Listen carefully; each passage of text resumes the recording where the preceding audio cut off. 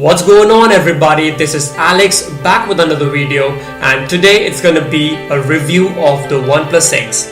So let me just start by saying this is the most reasonable and feature-packed phone which people can afford, and we can say it as the little brother of the OnePlus 2. So first is the design. The phone feels very confident in hand and has a cute 5-inch display. It is sandwiched by glass on both sides of the phone. So when glass comes into play, we can expect two things. First, the phone to be slippery, and second, it attracts fingerprints, so better we use a skin or a cover. And at the sides we have a metal rail with micro cut edges for additional grip. So design wise, I have no complaints. Camera also is pretty dope, as it has a 13 megapixel rear camera shooter and a 8 megapixel front camera shooter. But somewhere I feel the front camera is not up to the mark. Pictures taken under sufficient lighting comes out to be good, but the camera sensors face some issue in taking photos in dark conditions, which the OnePlus 2 does a great job, and colors are pretty accurate. Performance wise, no bad. It's powered by a 2.3 GHz quad-core CPU and a Qualcomm Snapdragon 801 processor with 3 GB of RAM and runs smooth. And it's running on Oxygen OS based on Android 5.1.1, which is almost near to stock Android experience, so no lags too. The Oxygen OS allows us to switch between hardware buttons and software buttons.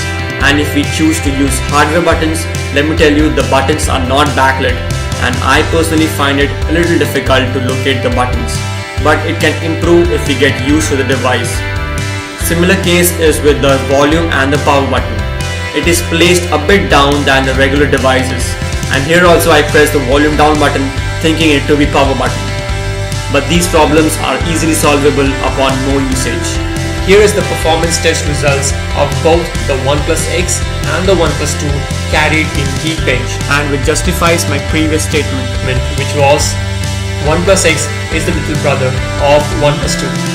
OnePlus X has one of the best displays I've ever seen. It is a 5-inch OLED display, which means every color is immersive and intense. I'm very much flattered by the display quality and its viewing angles. Battery is the only negative point, not actually a negative point, but a weak point in this device. It only has a 2525 mAh lithium polymer non-removable battery, and it's just enough to finish a day with moderate use. As everything else in this device is good, I wish the battery also should have more milliamp hours. Gaming performance is good, no major lags, but at starting sometimes the frames drop. But it copes up fast, and when we do a lot of intense gaming, the back panel starts getting a little warmer, which definitely is not adequate and it's not a deal breaker.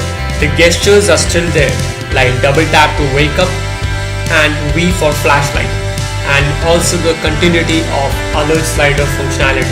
There is also a new feature which is not present in the OnePlus 2, which is it has a OnePlus radio application, which is useful to stream music from our local radio broadcasters and could be useful if we have no music in the device and still want to listen to music.